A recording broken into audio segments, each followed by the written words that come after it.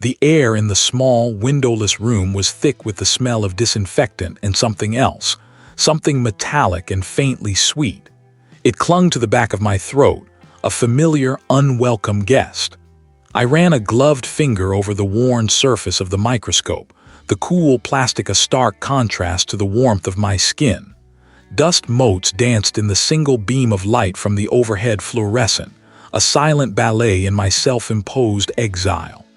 This was my world now, a cramped, forgotten corner of a building I rarely set foot in, a place where the echoes of my past were muffled by the hum of old machinery and the rustle of sterile paper. My current assignment was a joke, a courtesy extended by a colleague who felt sorry for me, or perhaps just wanted to offload the tedious. A suspected contamination in a batch of donated blood. Hardly the stuff of high-stakes investigations. I adjusted the focus, the blurry red shapes sharpening into distinct cellular structures. Red blood cells, white blood cells, a few stray platelets, all accounted for, all normal. My brow furrowed. I'd already run the panel twice. A sharp rap on the metal door made me jump, the tiny microscope slide rattling precariously. My heart gave a little lurch, a nervous flutter I hadn't felt in. Well, it had been a long time. Nobody ever came down here. "User Ty, you in there?" The voice was gruff, impatient. I sighed, pushing myself away from the bench. "Yeah, come in."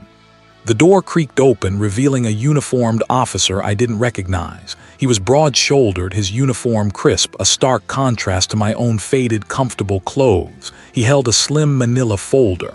"Detective wants you," he stated, not a question. My stomach tightened. "Me, I'm just processing samples."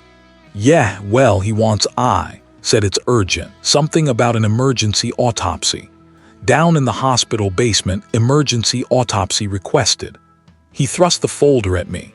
"This is preliminary, names on the front." I took the folder, my fingers brushing his.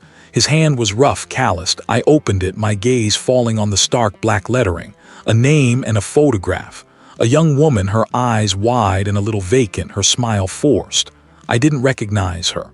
"What is it?" I asked, my voice barely a whisper. "Found her an hour ago, in one of the service tunnels, messy, real messy." The officer shifted his weight. "Detective thinks you might have a unique perspective given your history." The words hung in the air, heavy with unspoken accusation. My history, the word tasted like ash in my mouth. I closed the folder, the snap echoing in the small room. "Right, let's go."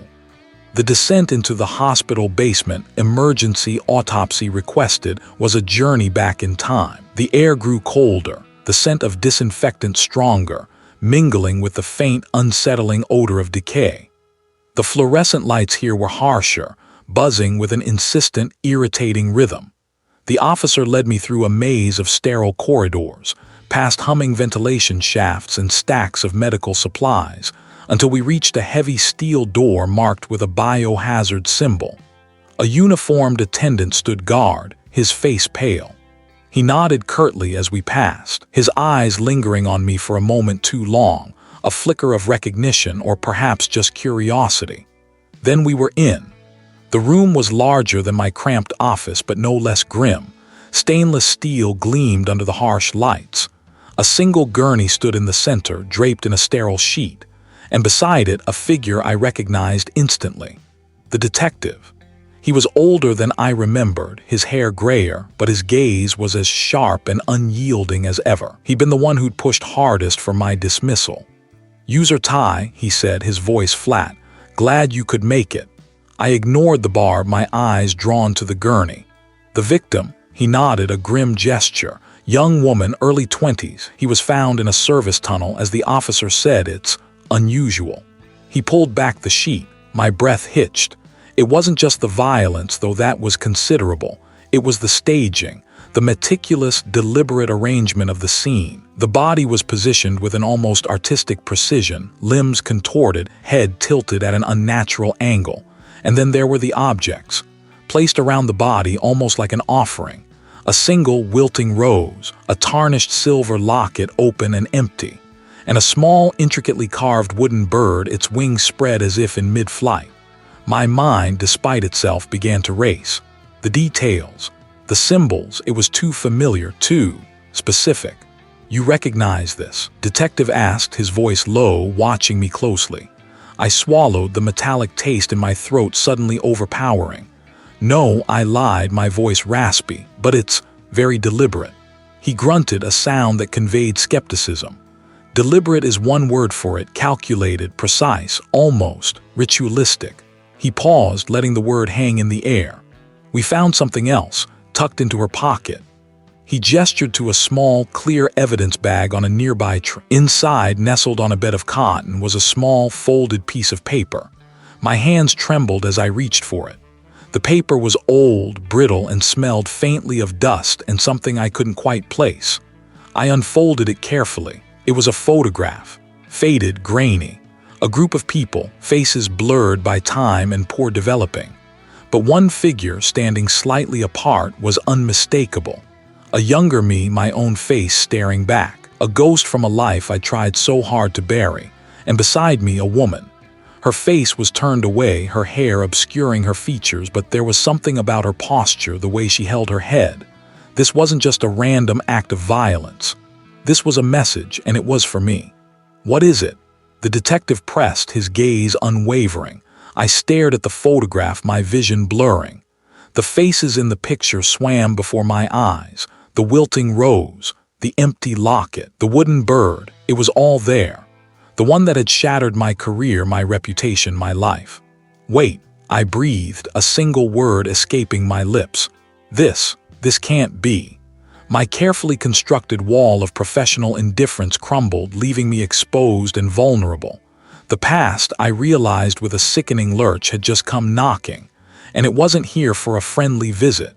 The stale, metallic tang of the hospital basement, emergency autopsy requested, hit me first.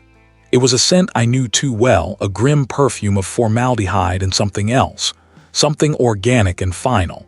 The air hung heavy, thick with the chill that seeped from the concrete and the unspoken dread that clung to the gurneys lined up like silent sentinels. My gut twisted. This wasn't just another Tuesday. This was the past, clawing its way out of the earth. A uniformed officer, his face a mask of weary professionalism, nodded me through a set of double doors. Inside, the fluorescent lights hummed, casting a sterile glow on stainless steel tables. A figure hunched over one of them, a silhouette against the harsh light. As I approached, the figure straightened, turning to face me. It was the detective. He was younger than I'd expected, his jaw tight, eyes sharp and assessing. He didn't offer a handshake. "User Ty," he stated, his voice flat, devoid of any warmth. "I'm the detective assigned to this. They told me I was coming." I ignored the implied accusation in his tone. "They told me there was an emergency autopsy requested. What have I got?" My own voice, I noticed, was a little too sharp, a little too eager. I forced myself to rein it in. Professional indifference, that was the goal, or at least the performance of it. The detective gestured with a gloved hand towards the sheet-draped form on the table. Victim's name was Elias Thorne. He was found this morning in his apartment. Looks like he was arranged. Arranged. The word hung in the air, heavy with implication. I stepped closer, my gaze drawn to the edge of the sheet. A sliver of pale skin was visible, unnaturally still. "Arranged how?" I prompted, my gaze flicking back to the detective. He watched me, his expression unreadable, as if trying to gauge my reaction. "Like a tableau," he said, his voice low. "Pose was deliberate, and the cause of death isn't obvious. No signs of struggle, no forced entry, just him placed." He paused, letting the words sink in. "Forensics is stumped, or rather they haven't found anything that screams murder yet, which is why we're here." I met his gaze, a flicker of something I couldn't quite name passing between us. Skepticism, perhaps, or maybe just the weary recognition of two people standing on the precipice of something unpleasant. "And I want me to." "What?" "Confirm it's murder. They said I have a knack for seeing things others miss." The detective said, a hint of grudging respect in his tone that he quickly masked. "Especially when it comes to the details." He carefully pulled back the sheet, revealing the body. My breath hitched. Elias Thorne. The name echoed in the chambers of my memory, a ghost from a case long buried. The victim was positioned with his hands clasped over his chest, his eyes wide open, staring at the ceiling. It was the posture, the eerie stillness, that sent a shiver down my spine. I knelt, my eyes scanning the scene. No visible wounds, no blood spatter. The skin was cool but not yet cold. This hadn't happened hours ago. Preliminary estimate is sometime last night, the detective replied, his eyes fixed on my face. The me is on their way, but they said to get I in here, see if I could spot anything before they started their official work. I ignored him for a moment, my focus narrowing on the victim's hands. The fingers were interlaced perfectly, almost too perfectly, and then I saw it. A faint discoloration, a subtle mottling on the tips of his fingers. Not rigor mortis, something else. My mind raced, cataloging possibilities, discarding them as quickly as they appeared. The hands, I said, my voice a little shaky. Examine the fingertips very carefully. There's a discoloration, and look at his pupils. Are they dilated? The detective leaned in, his brow furrowed. He pulled out a small penlight, his movements precise. He shone the beam into Thorne's eyes. Yeah, they're dilated, and those marks on his fingers, they're faint. He looked up at me, a new intensity in his gaze. What are I thinking? I'm thinking, I said, pushing myself to my feet, my legs feeling unsteady, that this isn't a simple death, the staged deaths, the meticulous attention to detail. It was all coming back. The detective's expression hardened. A message from who and to whom? That, I said, meeting his skeptical gaze, is what we need to find out. I looked back at the body, at the unnerving stillness, the carefully arranged pose. This is not random, this is a copy. He scoffed, a short, sharp sound. A copy of what? I read, not making any sense, user Ty. I think this is some kind of artistic statement. My jaw tightened. The skepticism was already a thick wall between us. I think, I said, my voice regaining its edge, that whoever did this is trying to tell us something, and I think I've seen this before. The hospital basement, emergency autopsy requested, suddenly felt very small, very claustrophobic. The past was no longer just knocking. It was kicking the door down. The air in the hospital basement, emergency autopsy requested, hung thick and cloying, a metallic tang of disinfectant warring with something far less sterile. Corbin, the detective assigned to this mess, stood with his arms crossed, his expression a permanent fixture of weary disapproval. He'd been skeptical from the moment I'd walked in, a ghost from a case he'd clearly rather forget, and honestly, I couldn't blame him. The last time I'd been in a room like this, it had ended with my career in tatters and my name dragged through every tabloid imaginable. You think you've seen this before? Corbin stated, his voice flat, devoid of any real curiosity. Which means you think this is connected to that case. He spat the words out like they tasted of ash. I didn't flinch. The staging is too precise, detective. The positioning of the body, the specific ligature marks, even the subtle abrasions on the knuckles. It's not just a copycat, it's a deliberate echo. Someone is recreating the scene, but with improvements. I gestured towards the slab where the latest victim lay, eerily still.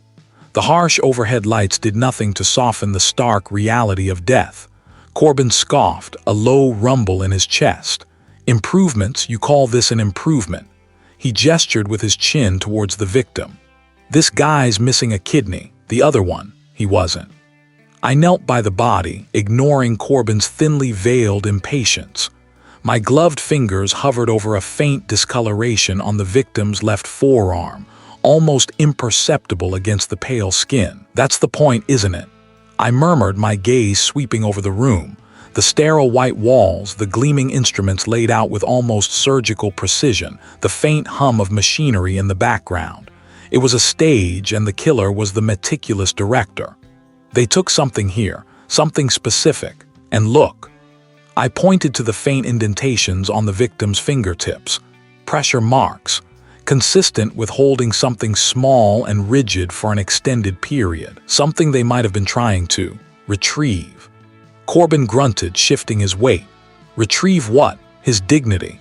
I ignored the jab. My mind was already racing, piecing together fragments from the cold case file that had haunted my every waking moment for the past 5 years. The The victim in that case, a young woman, had also been found with peculiar marks, but they'd been dismissed as post-mortem artifacts. I'd argued otherwise, but no one had listened. They never listened. In the original case, I began, my voice low and steady. The victim had a small, almost invisible scar on her left wrist. The coroner at the time said it was from a childhood accident, but I always thought it looked more like a restraint mark, like something had been clamped there. I looked at Corbin, searching his face for any flicker of understanding, any hint that he was actually hearing me. All I saw was that same wall of doubt. "So, you're saying our killer is reenacting your pet theory from a dead case," Corbin said, the sarcasm thick. "Because that's not exactly a smoking gun, user Ty. It's not just a theory, detective, it's a pattern, and this pattern is being amplified. The kidney removal, that's new. It's a signal, a message. They're not just killing, they're demonstrating. They're showing us what they can do." I stood up, pacing a small circle around the examination table. The scent of formaldehyde prickled my nostrils. The original victim had a rare blood type, O negative, and this one. Corbin pulled out a small notebook. O negative, just like the first. A chill entirely unrelated to the ambient temperature of the hospital basement, emergency autopsy requested, snaked down my spine. It wasn't just an echo anymore. It was a deliberate amplification, a twisted homage. And the original victim also had a small, antique locket. It was missing from her neck when he was found. The family swore she never took it off. Corbin frowned, flipping through his notes. Nothing about a locket here, just the missing kidney. Exactly. I stopped pacing, my eyes fixed on the victim's hand. They're changing the details, adapting the performance, but the core remains the same. They're looking for something, and they're willing to go to extreme lengths to get it. I looked at Corbin, my voice firm. "We need to re-examine the evidence from the original case. Everything. Every smudge, every fiber. I have a feeling the answers we're looking for are buried deep in that old file, and this killer is practically screaming for us to find them." Corbin's gaze lingered on me for a moment, a flicker of something unreadable in his eyes. It wasn't trust, not yet. But perhaps, just perhaps, it was a sliver of reluctant curiosity. He sighed, a sound that seemed to carry the weight of years of unsolved cases. "Fine, but don't expect me to start believing in ghosts and echoes, user Ty. I deal with facts, and right now, the only fact I'm seeing is a dead body and a disgraced analyst with a penchant for conspiracy theories." I met his gaze, a silent promise passing between us. "Facts are what I do, detective, and I'm going to find the facts that prove I'm not disgraced, and that this isn't just a coincidence." The hospital basement, emergency autopsy requested, felt a little less suffocating now, a little more like the starting line of a race I was determined to win. The air in the hospital basement, emergency autopsy requested, hung thick with the metallic tang of blood and the sterile sharpness of disinfectant. It was a smell I knew intimately, a perfume that had once defined my life. Now it was a ghost, a reminder of everything I'd lost. The detective, a man whose skepticism radiated off him like heat from asphalt, watched me from the doorway, arms crossed. He didn't trust me, not one bit, and why should he? My name was mud, smeared across every tabloid, every online forum, a cautionary tale of forensic hubris. But I had my own ghosts to contend with, and they were whispering from the slab before me. The victim, the second one in this gruesome dance, was laid out under the harsh glare of the surgical lights. The scene was, as the detective had grimly put it, clean. Almost too clean. The killer was meticulous, almost artistic in their brutality, and that was the problem. The precision was what snagged at me, a loose thread on an otherwise perfect tapestry. I leaned closer, my gloved fingers hovering over a minute discoloration on the victim's forearm, barely visible to the naked eye. It wasn't a bruise, not a typical ligature mark. It was a pattern, faint like a watermark on old paper, but undeniably there. I'd seen it before, or something like it. My mind, a vast, cluttered archive, began to sift through years of case files, forgotten research papers, the detritus of a career I'd been forced to abandon. Anything. The detective's voice, rough as sandpaper, cut through my concentration. I didn't look up. Patience, detective. This isn't a race, it's a dissection. My gaze traced the faint lines, trying to coax them into revealing their secrets. They were too precise, too geometric to be accidental. They spoke of intent, of a deliberate act. This is not random. He grunted, a sound that conveyed his disagreement without needing words. Killer makes a statement, we get it. What's the statement this time? It's not just a statement, I murmured, my focus narrowing. The pattern. It was like a micro-etching, something I'd find in a specialized laboratory, not on the arm of a murder victim. I pulled a portable microscope from my kit, its sleek metal cool against my palm. Adjusting the focus, I brought the faint markings into sharp relief. Tiny, intricate symbols, almost microscopic. They were arranged in a sequence, a code of some sort. My breath hitched. I knew this. Not the symbols themselves, but the method.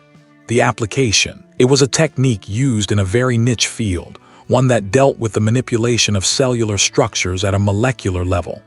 It required incredibly specialized equipment, knowledge that wasn't common. This wasn't some street thug. This was someone with a background, someone educated, someone who knew what they were doing. What is it?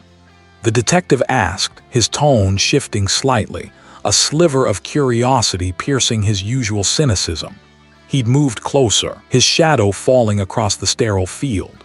This, I replied, my voice tight with a dawning, chilling realization, is a signature, and it's a very, very specific one. I pointed to the magnified image on the microscope's small screen. These aren't random scratches, they're applied. With extreme precision, it's a form of bioetching, used in advanced bioengineering research, to mark specific cell lines. He stared at the screen, his brow furrowed. Bio what now? You saying they're a scientist? More than that, I replied, the pieces clicking into place with an unnerving finality. Someone with access to very specific, very expensive equipment and knowledge. The victim in that case, a researcher, had a similar, though less pronounced, marking on his skin. At the time, it had been dismissed as an anomaly, a manufacturing defect in a biopsy sample. But looking at this, I knew.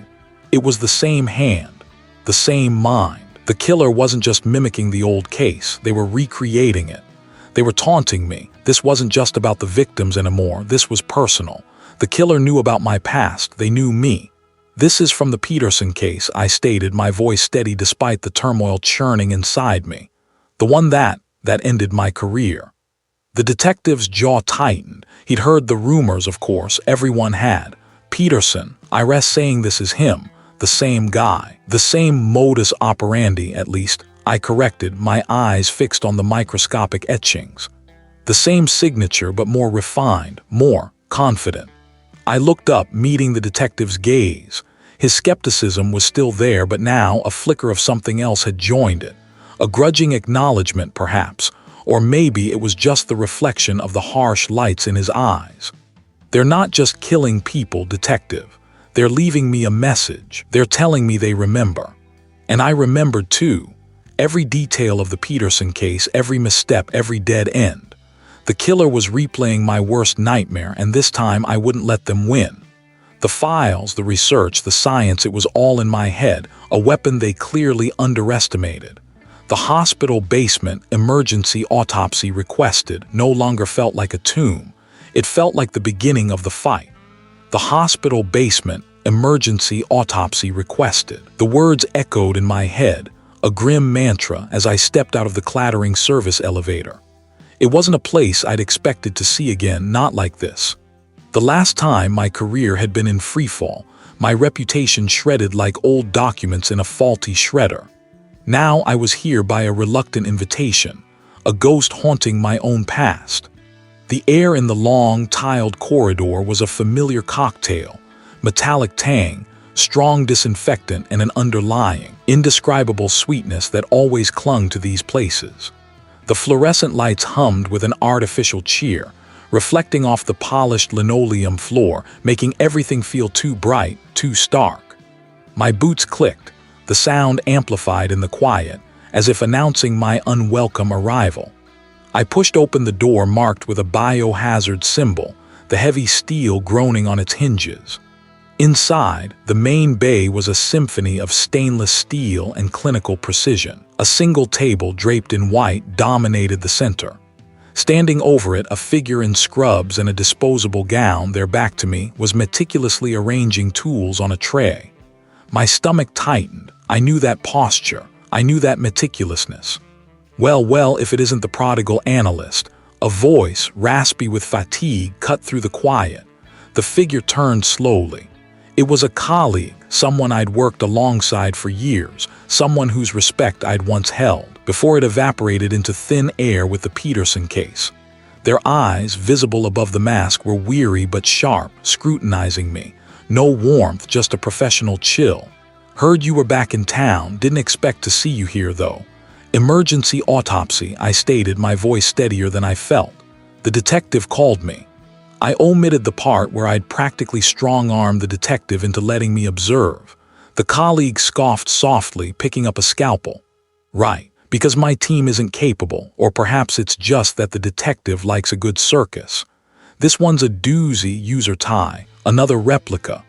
Their gaze flickered to the body on the table, then back to me, a challenge in their eyes, just like your last masterpiece. The jab landed, a dull thud right in the center of my chest. I deserved it, perhaps, but it still stung. I walked closer to the table, forcing myself to ignore the colleague's lingering animosity. The victim was a man, early 30s, neatly dressed, too neatly. His eyes were wide open, staring blankly at the ceiling, a faint, almost imperceptible smile gracing his lips. My breath hitched. The smile, it was the same unsettling, serene expression that had haunted my dreams for years. Cause of death, I asked, my voice low. Standard, the colleague replied, gesturing with the scalpel towards the victim's throat. Precise incision, clean. No struggle, no defensive wounds, just like the others, just like Peterson. I leaned in, studying the wound. It was indeed a masterclass in controlled violence. The killer was skilled, practiced, but it wasn't just the technique that mirrored the Peterson case, it was the entire presentation. The way the body was positioned, the lack of struggle, even the meticulous clothing. This wasn't just a copycat, it was a deliberate, mocking recreation. Anything unusual about the staging? I pressed my gaze sweeping over the body, searching for the one thing that would be different to tell. The colleague sighed, adjusting their mask. Not that we've found yet. He found him in an abandoned warehouse down by the docks, pristine. No signs of forced entry, just the body posed, waiting to be discovered. They paused, then added almost as an afterthought, there was a single white orchid placed on his chest, a rare variety apparently. My mind raced. An orchid, that was new. The Peterson case had no such embellishment. Was this the killer escalating, adding their own twisted signature, or was it a misdirection? I knelt, examining the orchid. Its petals were flawless, a pristine white against the victim's dark suit. No fingerprints visible on the delicate stem. Too perfect. You said rare variety, I murmured, my fingers hovering above the flower, careful not to disturb it. Did the crime scene investigators identify it? They're working on it, the colleague said, their tone dismissive. But it's just a flower, user tie, a flourish. The real work is here. They tapped the scalpel lightly against the table, but it wasn't just a flower. Nothing with this killer was just anything. Everything was deliberate. I remembered the Peterson case files, the endless hours I'd spent poring over every minute detail, searching for a pattern, a deviation. And I'd missed it. I'd missed something. The thought gnawed at me, a persistent wasp buzzing in my skull. Was I seeing patterns because they were there or because I desperately wanted them to be? Was my past failure clouding my judgment, making me overthink every single detail? I forced the doubt down. Not now, not here. Did you check for any residue on the petals? I asked, standing up, my eyes narrowed on the colleague. Any trace elements that might indicate where it was grown or handled? The colleague hesitated, their professional facade cracking slightly. We hadn't gotten that far, we're still in the preliminary stages. Their voice held a defensive edge now. It's a flower, user tie, we're focusing on the body. This killer doesn't do anything without reason, I countered, my voice firm. The orchid isn't just a flourish. It's a message or a clue. What if it's a specific type of orchid, cultivated in a specific region or by a specific grower? What if it links to something we missed before?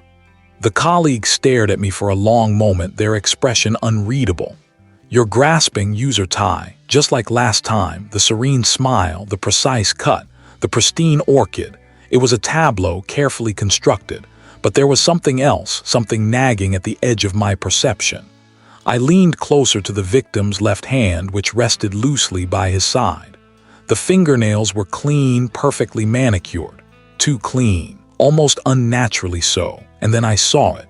A minuscule speck, almost invisible, lodged just beneath the nail of his index finger, something else.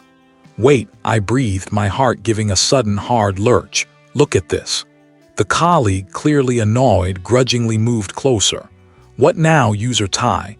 This isn't a phantom, this is real, and it doesn't add up. Not with a body found so meticulously clean, so perfectly staged in an abandoned warehouse. Speck wasn't dirt. It looked like a shard of something petrified, something incredibly old, or perhaps something that should absolutely not be found on a freshly murdered victim. My mind flashed back to a forgotten detail from the Peterson case, something I dismissed as irrelevant at the time. A small, almost microscopic fragment found under Peterson's nail. It had been dismissed as environmental debris. But what if it wasn't? What if it was the killer's calling card, evolving, growing bolder? My internal alarm bells screamed. The killer wasn't just replaying my nightmare, they were making it worse. They were learning, adapting, and leaving breadcrumbs that only I might recognize. And this time, I wouldn't miss a single one. The air in the hospital basement, emergency autopsy requested facility was thick, metallic, and cold enough to prickle my skin through my lab coat. I'd pushed for this emergency procedure, overriding the usual bureaucratic crawl, my gut screaming that the Peterson connection was too strong to ignore, and that speck, that goddamn speck. The forensic specialist, a woman with tired eyes and hands that moved with practiced precision, had the latest victim laid out on the stainless steel table. The fluorescent lights overhead hummed, casting a sterile glare on everything, making the purple bruising around the throat stand out starkly against the pale skin. My gaze, however, was fixed on the area where I'd spotted it earlier, just beneath the jawline, almost hidden by a stray strand of hair. The ligature marks are consistent with the previous case, the specialist murmured, her voice flat, devoid of emotion. He was meticulously documenting each finding, dictating into a hands-free recorder, deep, non-patterned, suggesting a thin, strong material. I nodded distractedly, my mind already elsewhere. Can you isolate that fragment for me? I pointed with a gloved finger, the dark one near the carotid. She leaned in, her brow furrowing slightly as she spotted it. With a pair of fine-tipped tweezers, she carefully lifted it, depositing it onto a sterile slide. Looks like some sort of mineral inclusion, she observed, taking it over to a nearby microscope. Unusual, not something we typically find.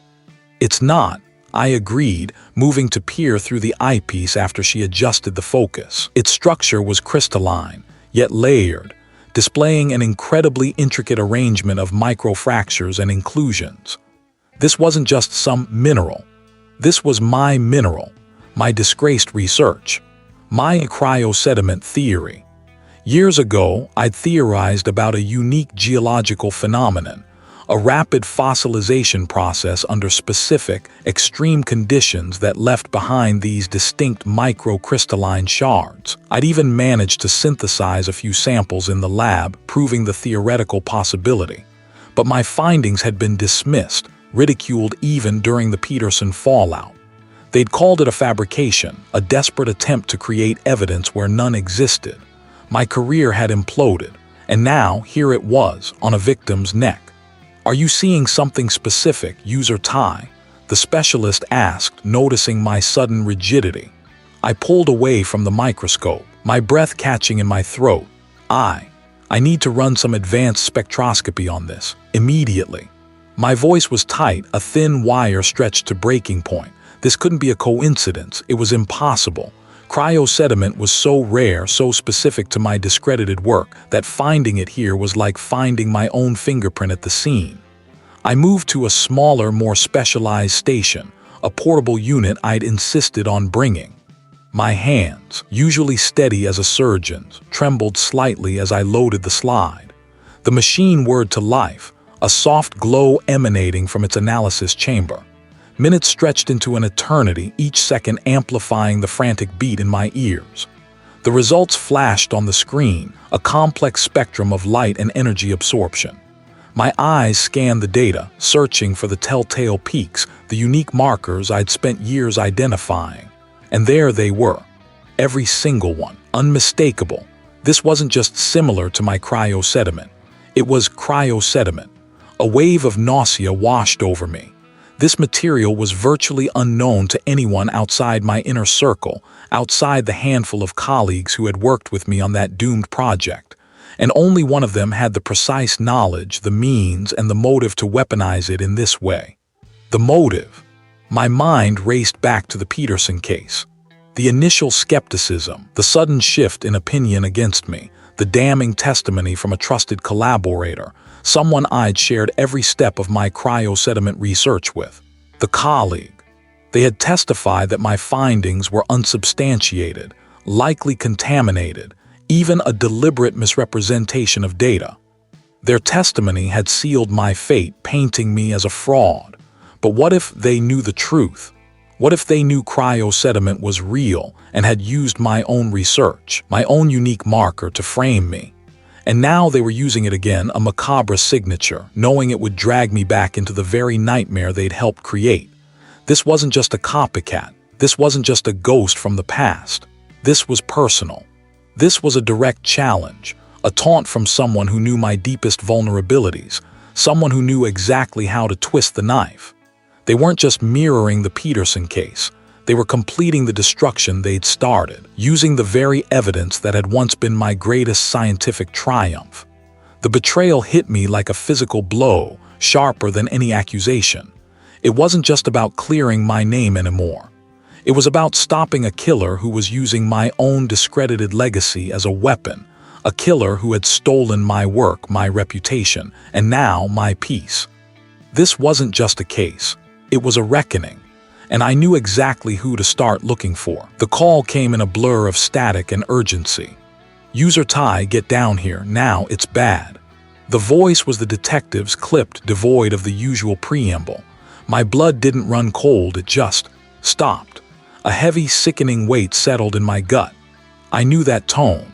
I navigated the city streets on instinct, the roar of the engine a dull thrum against the frantic pulse in my ears. The world outside the windshield seemed to shimmer, an unwelcome kaleidoscope of streetlights and neon signs. My mind was already racing, sifting through possibilities, none of them good. The new pattern, the escalating boldness, the way the killer seemed to be toying with us. When I pulled up, the flashing lights of a single patrol cruiser painted the entrance of the building in strobing blue and red. It wasn't one of the usual facilities. This was a less frequented annex, a place for specialized procedures. I pushed through the heavy double doors, the air immediately colder, smelling of antiseptic and something else, something metallic and final. I found the detective waiting for me, grim-faced, in the sterile corridor of the hospital basement. Emergency autopsy requested. The detective didn't speak, just gestured towards a door. My gaze followed, landing on the nameplate, or rather, the lack of one. Just a number. Inside, the room was a stark white box. A stainless steel table dominated the center, and on it, covered by a sheet, lay a form that was all too human. My breath hitched. The forensic archivist, the one who had discreetly, against protocol, helped me access those old Peterson case files. The one who had risked their position to provide me with the first tangible link back to my past. "No," I breathed, the word a raw whisper in the quiet room. A sharp, almost physical pain lanced through me. Guilt, immediate and suffocating, wrapped its tendrils around my throat. Had I led the killer to them? Had my desperate need for answers put this kind, unassuming individual in harm's way? The detective's voice was low. Found them an hour ago. Cleaner discovered the body. No forced entry, looks like. The same signature. My eyes, however, weren't on the detective. They were fixed on the covered form. I moved to the table, my hands trembling slightly as I reached for the sheet. The detective didn't stop me. There was a silent understanding between us now, a shared burden that had deepened with this new, terrible development. Beneath the sheet, the archivist's face was serene, almost peaceful, a stark contrast to the violence I knew must have been inflicted. Their eyes were closed. A small, meticulously placed collection of objects, each one seemingly random, yet holding a sinister significance. A single, pressed fern leaf. A small, polished river stone. And a tiny, almost imperceptible shard of what looked like petrified wood, embedded near the victim's temple. I leaned closer, my forensic kit already open on a nearby cart. The air was thick with the scent of ozone and something else, something I couldn't quite place, like damp earth mixed with a faint chemical tang. My fingers, steady now, retrieved a pair of fine tweezers. I carefully extracted the shard. It was undeniably wood, but the grain was unusually tight, almost crystalline. "This isn't just petrified wood," I murmured, holding it up to the light. "This is cryosediment, or a fragment from a sample that underwent extreme preservation." My voice was barely audible, but the detective stiffened. My mind raced back to the Peterson case, to my own disgraced research. Cryosediment. The very term that had been weaponized against me, called unsubstantiated by the colleague who had betrayed me. This wasn't just a signature, it was a direct taunt, a personal message. "The killer knows about your work," the detective stated, the obvious hanging heavy in the air. "They know everything," I corrected, my gaze sweeping the room, searching for more, for something missed. "This isn't just a copycat anymore. This is someone who's been watching me, dissecting my past. The placement of these items, it's not random. The fern, the stone, the cryosediment. It's a symbolic representation of my research materials, my methodology. It's my fingerprint laid out for me to find." A tremor ran through me. Was it the colleague, the only person who understood the nuances of my cryosediment research well enough to mimic its aesthetic, to use its elements as a calling card? But why now? Why target the archivist? I moved around the table, examining the victim's hands, their clothing. The archivist had been meticulous, always neat, but their shirt, a simple cotton button-down, was slightly rumpled at the collar as if they'd been pulled or grabbed. And beneath one fingernail, almost invisible, was a faint trace of. I carefully collected it. "Wait," I said, a new thought emerging, pushing through the fog of grief and anger. "The other victims, the staging was elaborate, yes, but almost theatrical. This feels different, more intimate, and the location. An emergency autopsy room. Why here? It's too specific." The detective rubbed a hand over their jaw. "What are you thinking? The previous victims were left in public or semi-public spaces. This is a controlled environment, a secure one. Someone had to have access or know how to bypass security to get a body in here undetected and then stage it. And the specific room, an emergency autopsy room. It suggests knowledge of the facility's operations, or a deliberate misdirection." My gaze fell on a small, almost imperceptible scratch on the stainless steel table, just beneath where the archivist's hand rested. It wasn't fresh. It looked old, like a deep gouge filled with years of grime. But beside it, barely visible, was a faint, clean line, as if something had been dragged across the surface very recently. Not a struggle, but a deliberate act. "This doesn't quite add up," I murmured, my doubt momentarily surfacing. The killer's previous M.O. involved leaving bodies in places designed to generate maximum public outcry, to draw attention to the specific historical cases. This felt like a private conversation, a direct challenge to me. It was a shift, subtle but significant. Was I seeing patterns that weren't there? Was my past trauma clouding my judgment, making me connect dots that were separate? I shook my head slightly, pushing the doubt away. "No, the cryosediment was too specific. The archivist called me an hour before they were found," the detective said, cutting through my thoughts. "Said they'd found something else in the old files. something that might connect your case to the recent ones even more directly. They wanted to meet tonight. The detective's eyes met mine, a flicker of something akin to regret passing through them. I told them I was tied up, told them to hold on to it. My stomach churned. The killer wasn't just targeting my past. They were actively dismantling my present, silencing anyone who could help. This wasn't just about clearing my name anymore. This was a race against a ghost, a shadow from my past, determined to destroy everything I touched.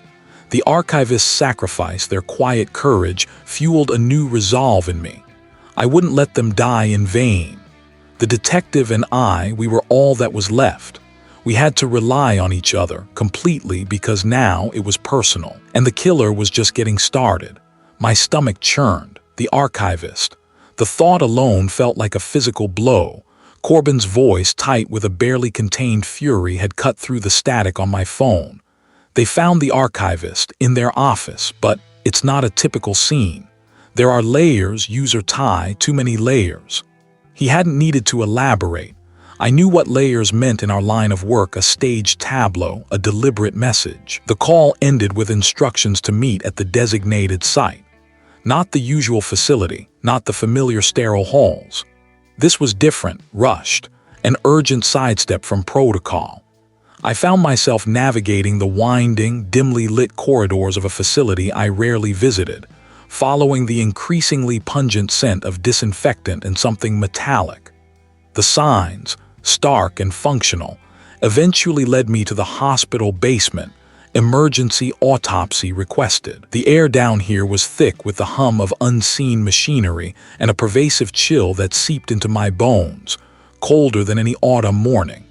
It wasn't a proper forensic lab, just an improvised space, a stark white room carved out of concrete, with a single stainless steel table dominating the center. The medical examiner, a gaunt individual with perpetually tired eyes, nodded curtly as I entered, a gloved hand resting on a sheet-draped form. Corbin stood by the far wall, arms crossed, face grim. "User Ty, thanks for coming," Corbin said, his voice flat. He looked exhausted, the lines around his eyes deeper. The archivist was found like this. No forced entry, no struggle, just arranged. My eyes went to the sheet. The killer's signature was already screaming at me even before I saw the victim. This wasn't just murder, it was a performance. I pulled on my own gloves, the latex snapping against my wrist, a familiar, unsettling sound. "What have we got?" I asked the medical examiner, my voice steadier than I felt. "Cause of death appears to be a single, precise incision to the carotid," the medical examiner recited, peeling back the sheet. Clean, professional, almost surgical. The archivist lay there, eyes wide and unseeing, a look of profound surprise etched on their features. Their clothing was undisturbed, meticulously smoothed, but it was the small, deliberate placement of objects around them that truly snagged my attention. 3 old, leather-bound books, open to specific pages, were arranged in a semicircle at their head. A single withered rose lay on their chest, its petals dry and brittle, and clutched in their right hand, almost hidden, was a small, ornate silver locket. They were holding this, the medical examiner noted, gently prying open the archivist's fingers. "It's empty. No picture." I leaned closer, my gaze fixed on the locket. It was antique, tarnished with a peculiar, almost heraldic engraving on its surface, a stylized phoenix rising from flames, but with what looked like a compass needle embedded in its chest. It wasn't just a pretty design, it felt deliberate. "This isn't random," I murmured, more to myself than to the others. "The books, the rose, the locket, it's all part of the narrative." Corbin grunted. "The narrative that keeps killing people connected to your old case, user Ty. First the investigator, now the archivist. Who's next?" His words stung, a subtle accusation that I couldn't entirely dismiss. He was right. The killer was picking off anyone who could potentially shed light on the truth. I pushed the doubt down, focusing on the locket. "The phoenix. It's a symbol of rebirth, renewal," I mused, turning the locket over in my gloved hand. "But the compass needle, that's specific. It's pointing to something or someone." I examined the inside of the locket. empty, as the medical examiner said. But then, running my finger along the delicate seam, I felt a faint irregularity, a minute almost invisible scratch barely wider than a hair. I pulled a magnifying loupe from my kit and peered through it. "Look here," I said, angling the locket under the harsh overhead light. "A tiny scratch just inside the rim. It's not accidental. It's a code, or a mark." Corbin and the medical examiner leaned in. The scratch was indeed minuscule, almost like a sliver of etched metal, but it wasn't just a scratch. It was a fragment of a letter, or perhaps a number, part of something larger. "It looks like a partial P or an R," Corbin offered, squinting. "Or a Greek letter, perhaps a rho," I countered, my mind racing through possibilities. "But it's too small to be the whole message. It's a single piece of a puzzle." I looked at the archivist again, at the meticulous staging. The killer always left a breadcrumb, something that felt like a boast. What if the locket wasn't the only clue? What if the absence of a picture was a clue? My gaze drifted to the 3 books. I remembered the specific pages the medical examiner had mentioned. I asked him to list them. Page 17 of the first, a treatise on local history. Page 32 of the second, a collection of local folk tales. And page 91 of the third, an old city directory, he rattled off. My eyes widened. Page 91 of the city directory.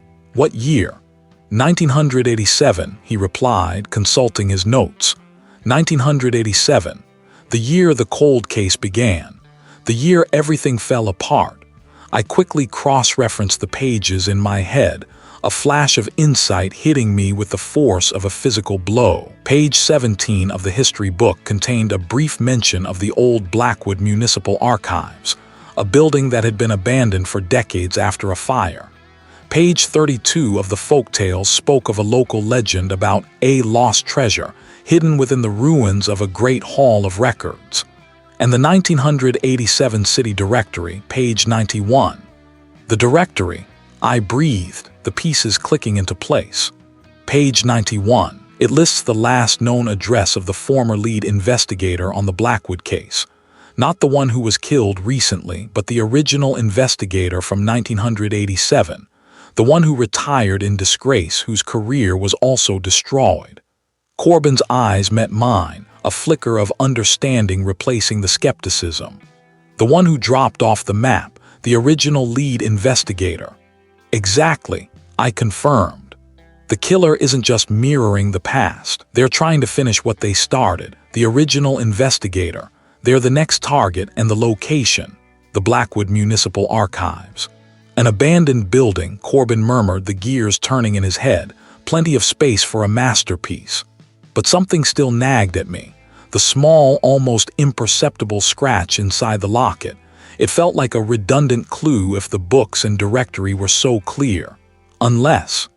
I remembered the killer's meticulous nature, their theatricality. They wouldn't leave a redundant clue. The scratch, it wasn't a letter, it was a symbol, a tiny, almost microscopic representation of a compass point, northwest. Wait, I said, holding up the locket again. The scratch isn't a letter, it's a direction, northwest. Corbin frowned. Northwest of what? Northwest of the specific address on page 91, I stated, my voice firm, the last piece falling into place. The killer isn't just targeting the investigator. They're planning their final act at a specific, precise location within the archives, tied to that individual's old office or perhaps a vault they used to access. The archives are huge. This isn't just the building, it's a specific spot inside it. My mind raced. The killer's master plan. The final victim, the grand, elaborate stage.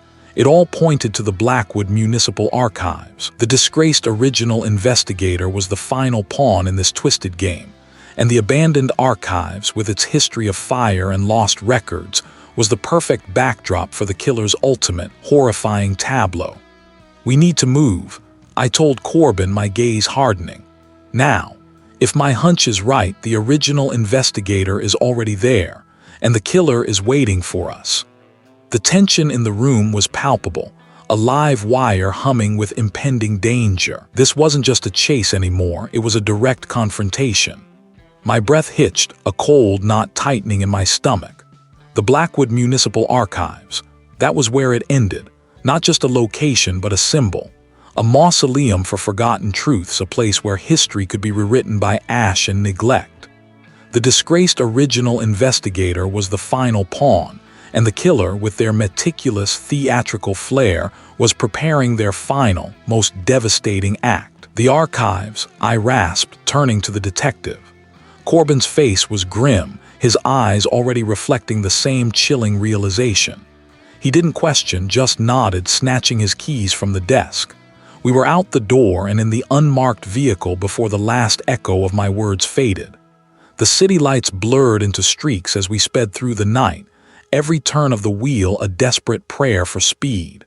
The archives loomed, a hulking, Gothic silhouette against the bruised purple of the pre-dawn sky. Its windows, like vacant eyes, stared out over the deserted street. Corbin parked a block away, caution etched into his movements. A fresh gouge marked the frame, amateurish, too obvious. "Wait," I murmured, my hand on Corbin's arm as he reached for the door. "This isn't right." He paused, his gaze questioning. "What do I mean?" I swept my gaze across the immediate vicinity. The faint, metallic tang of an accelerant hung in the air, a familiar, acrid promise of destruction. But beneath it, a different scent, almost imperceptible, prickled at my nostrils, something faintly antiseptic, sterile, out of place in this dusty, decaying monument and the gouge. It was too clean, too deliberately clumsy, like a stage prop. The killer thrives on precision, on meticulous staging. I explained, my mind racing through every detail of the previous cases. They don't leave clumsy evidence like this, not when they are aiming for a perfect crime. This is a distraction, a misdirection. A wave of doubt washed over me. Had I misread everything? There was my desperation to clear my name blinding me. No, I shook my head, forcing the uncertainty away.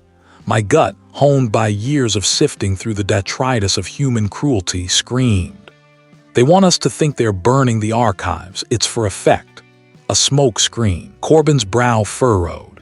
Then where's the real stage? I closed my eyes, picturing the killer's mindset, their twisted reverence for forensic detail, their desire to expose my perceived flaws. The disgraced investigator, the elaborate performance, the final damning accusation. And then a phrase from an old, forgotten departmental memo flashed in my mind, a detail I'd overlooked in my initial haste. It wasn't a random detail. It was the final, horrifying clue. The killer wasn't just staging a death. They were staging a forensic event. They wanted to trap me, to force me to perform an analysis that would expose a lie, a flaw, or incriminate me further.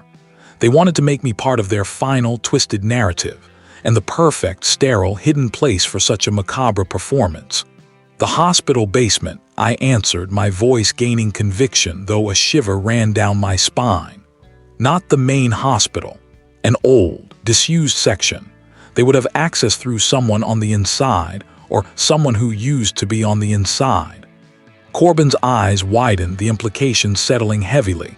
He didn't waste another second.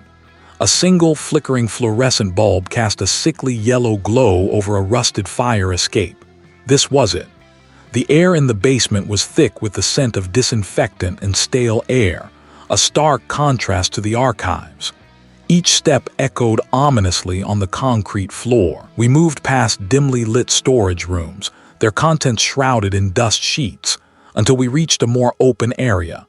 And there it was. In the center of the vast, cavernous space, under a single, harsh overhead light, was a stainless steel table. On it, the disgraced original investigator lay seemingly lifeless, a pristine white sheet draped over their body, save for their head. Their face was pale, eyes closed, a faint trickle of fluid staining the sheet near their temple. Around the table, an array of forensic tools were laid out with surgical precision scalpels, forceps, swabs, a microscope, even a portable evidence collection kit, all arranged as if for a meticulous professional examination.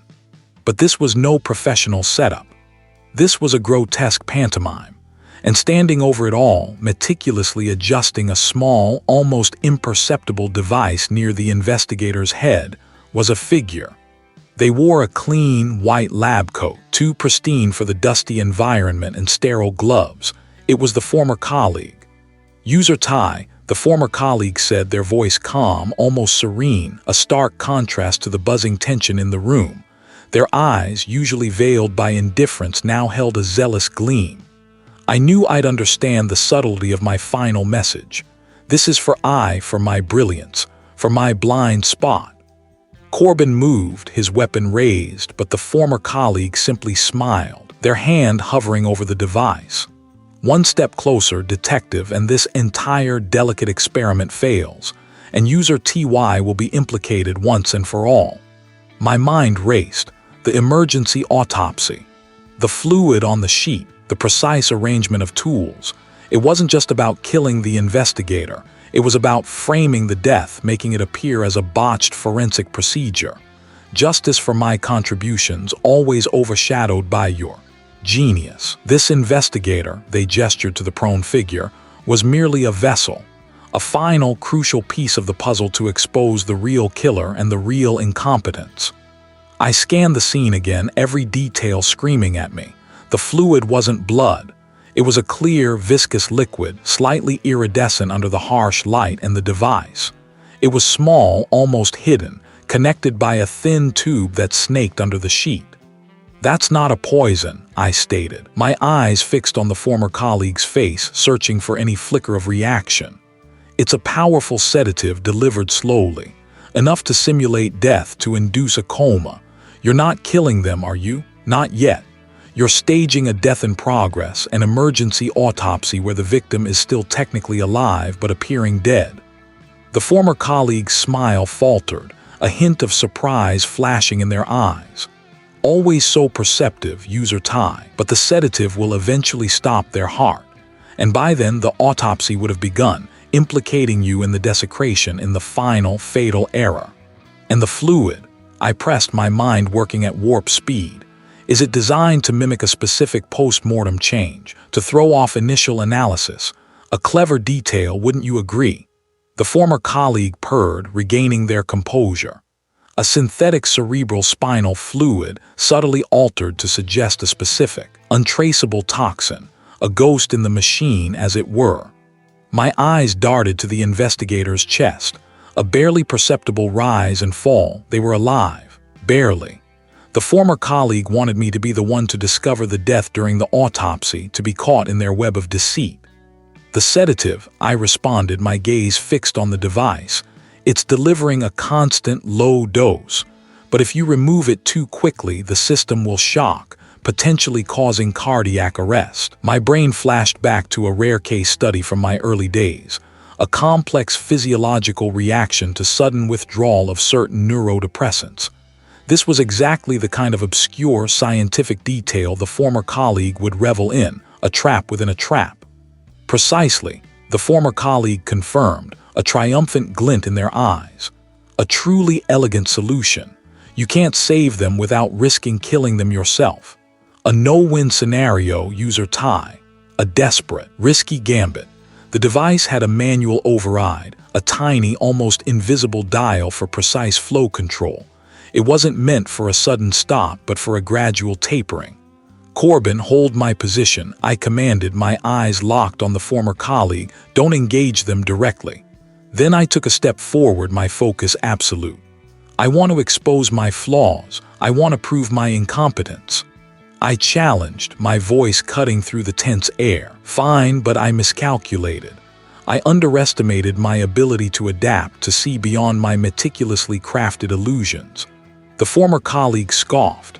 "And how will I stop this, user Ty? With my bare hands." With precision, I retorted, taking another step. "With science." My eyes flicked to the sterile wipes on the table, then to the former colleague's gloved hand. A faint, almost invisible smudge on the thumb of their left glove, a residue from the device's dial. They had just adjusted it. I lunged, not for the former colleague but for the table, my hand snatching a pair of fine-tipped forceps. In one fluid motion, I reached for the device, my fingers brushing past the former colleague's startled hand. With the forceps, I quickly, delicately twisted the tiny dial, not to off but to a precise, barely their flow rate, tapering the sedative down to an almost negligible amount. The former colleague cried out, lunging for me, but it was too late.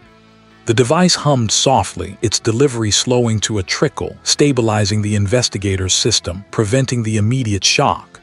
The investigator gasped, a faint, almost imperceptible intake of breath, their eyelids fluttering. "Corbin, now!" I yelled, my eyes still on the former colleague who stood frozen, their elaborate plan unraveling before their eyes. The detective moved, a blur of motion.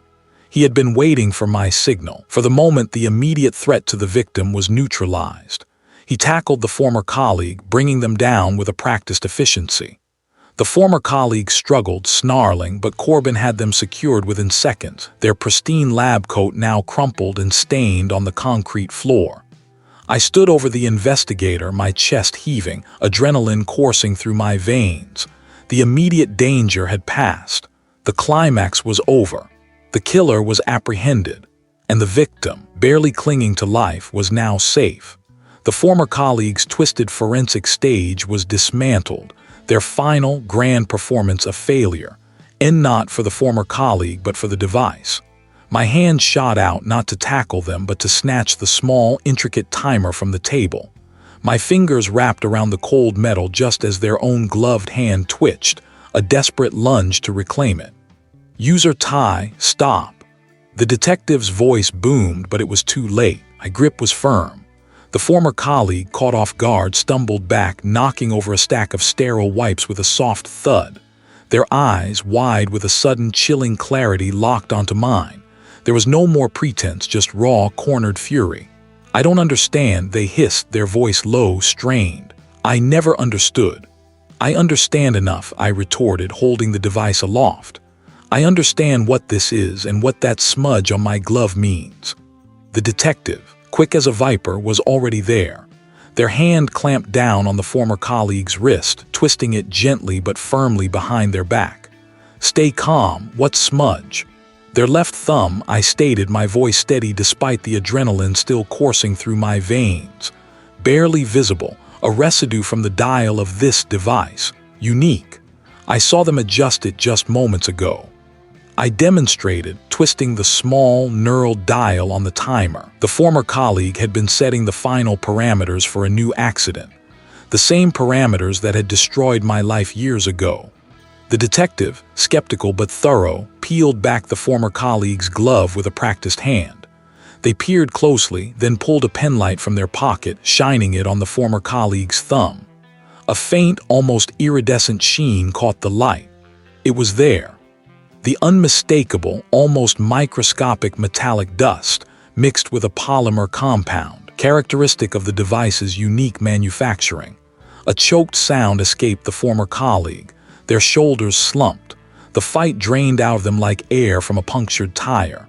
"It was supposed to be perfect," they whispered, not to us but to the empty air. "A flawless recreation to show them, to show you, that the science was always right, that I was right." The detective tightened their grip. "Right about what?" Framing user TY. "No," the former colleague snapped, a flicker of their old indignation returning. "Right about the mechanism." User TY failed to see it the first time. The subtle interplay. I just clarified it, made it undeniable. And if user TY took the fall again, well, that's just proof of their continued blindness. My stomach churned. It wasn't just professional jealousy, it was a twisted, obsessive need for validation, to prove a scientific point at the cost of human lives and my entire career. They had meticulously manipulated the scene, knowing my methods, knowing what I would look for. The precise humidity, the temperature inversion, the specific atmospheric pressure, all to create the perfect illusion of a natural event. It was art. A shame you couldn't appreciate it then. The detective looked at me, a profound shift in their gaze. The skepticism was gone, replaced by a sudden horror and, I thought, a flicker of regret. "User Ty," they began, their voice softer than I'd ever heard it. I'm sorry." The words felt like a distant echo. The truth was out. My name finally was cleared, but the cost was immense. The former colleague was led away, their eyes still holding that manic glint of scientific superiority. The room, once a tense battleground, fell silent. I stood there, clutching the device, the metallic tang of fear and triumph still on my tongue. "We need to confirm the findings," the detective said, snapping me back to the present. "There's an emergency autopsy requested for the latest victim. They're preparing for it in the hospital basement. We'll need you to verify some of the environmental indicators, tie them directly to this device and our perpetrator." The transition was jarring. The air grew heavy with a metallic, antiseptic scent that clung to my clothes and hair. A single, large stainless steel table dominated the room, an assistant already arranging gleaming instruments. My gaze fell upon the sheet-draped form, the final victim, another life extinguished to prove a twisted theory. The former colleague's obsession had escalated, each new murder a desperate attempt to force the world to acknowledge their genius, to expose what they saw as my past failure. The detective gestured towards the body. "We need to verify the specific atmospheric conditions present at the time of death. Your device, the one you grabbed, it's calibrated to measure exactly those parameters, isn't it?" I nodded, my voice thick. "It is, and the residue on their glove confirms they tampered with it." I placed the timer carefully on a side table, then donned a fresh pair of gloves. As the assistant began their work, methodically documenting external observations, I moved closer, my eyes scanning the victim's exposed skin. There, just beneath the collarbone, a faint discoloration. Not a bruise, not a cut, but a subtle marbling. Perimortem, yes, but the pattern. It was slightly off. My mind, even in this moment of emotional turmoil, was already sifting through data. The former colleague was meticulous, almost pathologically so. Yet this discoloration, while consistent with the specific environmental interaction, had a fractional deviation. A difference in morphology that was too small for anyone else to notice, but to my forensic eye, it was a discordant note in an otherwise perfect symphony of death. "Wait," I murmured, leaning in closer, ignoring the detective's questioning glance. "This pattern, it's almost identical but not quite. This one is sharper, more concentrated." The detective moved to my side. "What are you saying, that our former colleague made a mistake?" I straightened up, a new, unsettling thought beginning to coalesce. Or that they were trying too hard to replicate it perfectly. So hard that they overcorrected a minor detail they themselves had introduced in the original scene. A detail I missed the first time because it was so subtle. My own doubt, a familiar, unwelcome companion, began to creep in. Had I been so focused on proving the former colleague's guilt in the current cases that I'd overlooked a deeper layer of deception in the original? The former colleague had been brilliant at misdirection. What if even this final, damning evidence was just another layer? The game might be over, but the board still held a piece I hadn't accounted for. The air in the hospital basement, emergency autopsy requested, hung heavy, metallic, and cold, smelling faintly of disinfectant and something indescribable, something that clung to the back of my throat. Fluorescent lights hummed overhead, casting a stark, shadowless glow that made everything feel sharper, colder. My breath plumed faintly in front of me, a ghost of my own anxiety. It had been years since I'd stood like this, a silent observer in a space dedicated to the final, grim dissection of a life. The detective, a stoic figure whose skepticism was almost palpable, stood beside me, arms crossed. Their gaze, however, wasn't on me but on the forensic examiner. The examiner, a meticulous individual with nimble hands and an unflappable demeanor, worked with quiet efficiency, their tools glinting under the harsh lights. This wasn't a formal return to the fold, not yet. More like a reluctant olive branch, extended out of desperation, a tacit admission that my particular brand of insight might be needed. I felt the familiar pull of the work, the precise, analytical challenge, but it was tainted by the bitter taste of past failures. On the stainless steel table lay the latest victim. The current cases, the ones that had dragged me back from my self-imposed exile, were a cruel echo of the past. As the examiner carefully peeled back layers, exposing the intricate machinery of the human body, my eyes scanned for anomalies, for the signature that had haunted my career, No surprises. I hummed, a non-committal sound, my gaze fixed on a specific area of the victim's left femur. The bone was exposed, clean, but something about its surface. I leaned closer, ignoring the detective's subtle shift in posture. My eyes, honed by years of microscopic scrutiny, picked up a faint, almost imperceptible discoloration, a subtle marring of the otherwise smooth surface. The examiner paused, then nodded, stepping back slightly. The detective remained silent, but I felt their eyes on me, assessing, judging. I reached for a magnifying loupe from a nearby tray, my fingers surprisingly steady. Bringing it to my eye, I focused. Under magnification, the discoloration resolved into a series of incredibly fine, almost crystalline etchings. They weren't scratches from a struggle, nor were they natural imperfections. They were too regular, too intentional. And then a jolt, sharp and unwelcome, shot through me. My breath hitched. I'd seen this before. My mind raced, pulling up fragmented images from dusty case files, the ones that had consumed my life and then shattered it. The victim's bones had been meticulously cleaned, processed, but I remembered a footnote, a dismissed observation by an overworked technician. Minor, unusual surface variations on left femur, likely post-mortem artifact. At the time, with the former colleague's seemingly airtight evidence dominating the narrative, it had been easy to dismiss.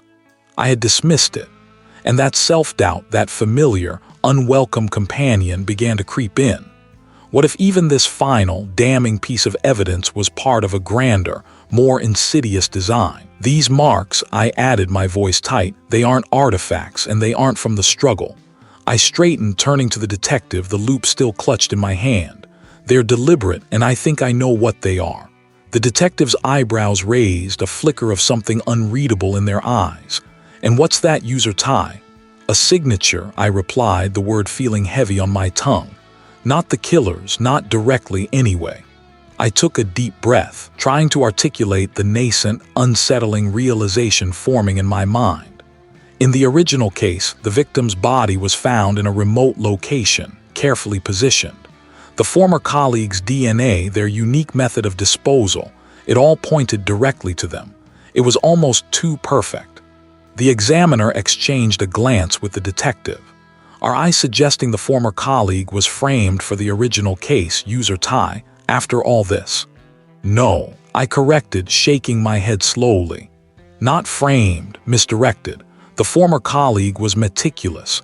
Every detail, every piece of evidence they left behind was a calculated breadcrumb. But what if those breadcrumbs were meant to lead us down one path while obscuring another entirely? I gestured back to the femur. These etchings. They are too subtle to be accidental, and they're too similar to that artifact from the original case. It was overlooked then. The former colleague had been brilliant. But what if their brilliance wasn't just in committing the crime, but in orchestrating a narrative around it that served a much deeper purpose? What if the former colleague had deliberately planted evidence against themselves that was easily discoverable, while subtly embedding other, almost invisible clues that pointed elsewhere? It was a psychological game, a layered deception that would make the initial framing look like child's play. This, I continued, my voice gaining strength, this isn't just a physical wound, it's a message. A very specific, very hidden message. And it suggests that the former colleague wasn't just the perpetrator of the original crime. They were also a pawn, or perhaps a very willing architect in a much larger, more elaborate lie. The detective's face remained impassive, but I saw a subtle tightening around their jaw. The examiner looked from me to the bone, a thoughtful frown creasing their brow. My mind replayed the events of a decade ago, the ease with which the former colleague's guilt had been established, the public outcry, my subsequent fall from grace. It had all fit together so neatly, too neatly. If I'm right, I concluded, the tension in the room thickening. Then the former colleague's actions, both then and now, were never just about murder. They were about control, control of the narrative, control of perception. And if this detail, these etchings, were deliberately overlooked in the original case, then someone else knew about them. Someone else was in on the misdirection. And that means this isn't just about catching a killer anymore. My own doubt, a familiar, unwelcome companion, had shifted. It wasn't about my past judgment anymore. It was about the terrifying new landscape of deception that was just beginning to reveal itself. This wasn't just a new clue, it was a complete reframing of everything I thought I knew, and it terrified me. The chill in the hospital basement, emergency autopsy requested, was a familiar companion, but tonight it felt different. Sharper, laced with a metallic tang that spoke of urgent intervention. The hum of the ventilation system was a low thrum against my ears, a counterpoint to the rapid-fire clicks of the specialist's instruments. I stood beside the stainless steel table, the harsh overhead lights reflecting off its polished surface and the pale, still form beneath the sheet. The detective, Corbin, was a silent sentinel at my other side, his gaze fixed on the body, then on me. "They brought them in fast," Corbin murmured, his voice low before the usual processing. Something about a tip-off, an immediate threat. My eyes scanned the room, taking in the sterile trays, the array of tools, the meticulous organization that belied the urgency. This wasn't just about identifying cause of death. It was about finding an answer, the answer before the killer could fade back into the shadows. The specialist, a lean figure with precise movements, pulled back the sheet. The latest victim lay revealed, their features slack in death, but the staging was undeniably familiar. I'd seen this tableau too many times. Initial assessment points to the usual. The specialist began, their voice flat, professional. No obvious signs of struggle, likely incapacitated before the final act. They gestured to a small, almost imperceptible discoloration on the victim's neck. "We'll run tox screens, of course, but it fits the pattern." I leaned closer, my gaze sweeping over the body, past the obvious, searching for the subtle. My eyes lingered on the victim's left hand, specifically the fingernails. They were clean, manicured, but under the harsh light I saw something. A faint, almost iridescent shimmer, probably environmental, user tie. "We're in a city, dust, grime. Dust, grime." The words triggered a phantom ache in my chest. That's what they had said back then. Dismissed. Overruled. They was I seeing things again, projecting my past failure onto a new canvas. They was I so desperate for validation that I was manufacturing evidence in my own mind. My breath hitched. No, not this time. My gut churned, a primal certainty overriding the fear. This was different. "It's not dust," I insisted, my voice firmer now. "It's structured, almost crystalline. I need a micro sample, now." The specialist hesitated for a fraction of a second, then nodded, retrieving a sterile scalpel and a slide. Their movements were careful, precise, scraping the minute particles onto the glass. This could be it. The thing I'd missed. The thing I'd been forced to miss. Under the powerful microscope in the adjacent lab, the particles resolved into distinct, perfectly formed spores. Not dust, not grime, I recognized them. A specific type of fungal spore, incredibly rare, almost impossible to find naturally in an urban setting. I'd studied them in an obscure botanical forensics course years ago, a fascination born of their unique crystalline structure. Environmental contamination. "These aren't natural to this environment," I stated, my voice hushed, eyes glued to the eyepiece. "They're a specific species, and they're not just on the nails. I bet they are in the respiratory system too." It was a setup. These spores, they were used as an incapacitant. Unique, hard to trace, easily mistaken for ambient particles if you weren't looking for them. Someone knew what they were doing then. They were being targeted because they had a connection to the original deception. The terrifying new landscape of deception wasn't about the current killer's cunning. It was about the rot that had festered for years, hidden beneath the surface of my own past. They weren't just a random target either. They were a pawn, or perhaps even an accomplice in a larger scheme, and the killer. Not just a copycat, but someone seeking retribution for the injustice that had been allowed to stand. My mind raced, connecting the dots. The people involved in that original case, the investigators, the witnesses, even some of the initial forensic team members who had dismissed my findings, they were all connected. They were systematically dismantling the original cover-up, using the same almost untraceable method, leaving the same signature I had spotted and had been ignored. The victims, I continued, turning to Corbin, my voice gaining strength. They weren't just random people for the killer to stage. They weren't just killed, they were exposed. Was a frame-up. Not just a frame-up. I corrected, a new sense of purpose solidifying within me, a deliberate manipulation of evidence. And these spores, use or tie, they were the key. The killer isn't a copycat. They are a truth-teller, using the very method that allowed the original crime to go unpunished, to bring justice to those who orchestrated it.